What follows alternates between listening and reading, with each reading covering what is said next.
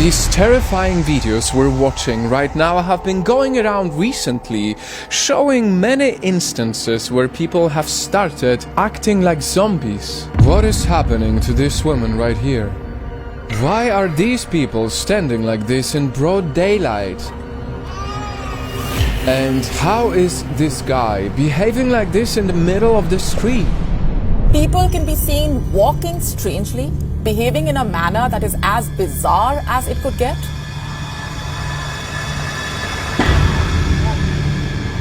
The mysterious thing that is pushing these people to act like this has already taken over the city of Philadelphia. So much so that 90% of their illegal drug supply contains it. And this very dangerous substance is starting to spread in many other places. It was also detected in San Francisco, Los Angeles, and New York City. So whatever it is killing people. And before that, it zombifies them.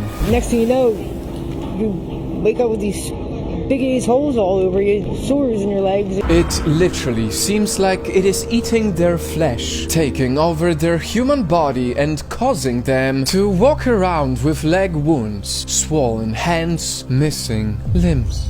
You'd see people kind of like walking around looking like animals when their knuckles are touching the ground. Ladies and gentlemen, we are talking about xylazine, a sedative drug used on horses and cows, but is now being abused by humans. Turns out, people have been using this substance as a substitute for heroin. And they mix it with fentanyl. This deadly substance is being sold on the streets for a couple dollars per bag. And since it's not made for human use in the first place, it is not even regulated by the FDA. Literally, this drug is out there, ready to produce more zombies on the streets. Let me remind you, fentanyl itself is so dangerous that one person dies due to its overdose every 7 minutes. And it's such a disturbing trend that only in 2021 in the US, over 100,000 people have died because of drug overdose. How many more zombies are we ready to see walking on the streets before we take action?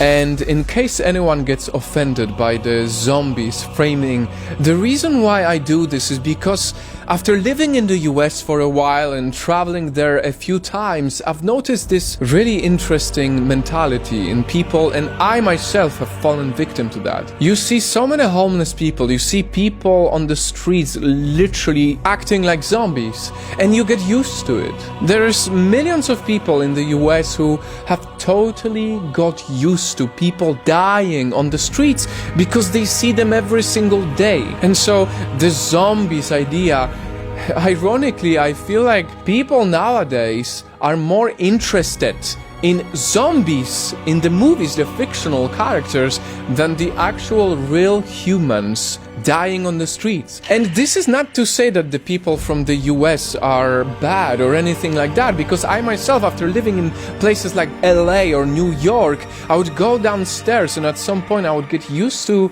people simply begging on the streets, being homeless, people literally with syringes around them. It is a part of the environment, and the only people who can truly be blamed for that are the big pharma people who created this issue in the first place. And we need to do something about this, because this is not the reality I would want my children to grow up in. Drug abuse, not just in the US, but anywhere in the world, is such an issue. And when we see it unfolding in this really concerning way, we cannot stay silent about it. So, until the people in power solve the root of this problem, these half humans, half zombies will keep parading the streets, endlessly getting closer to death.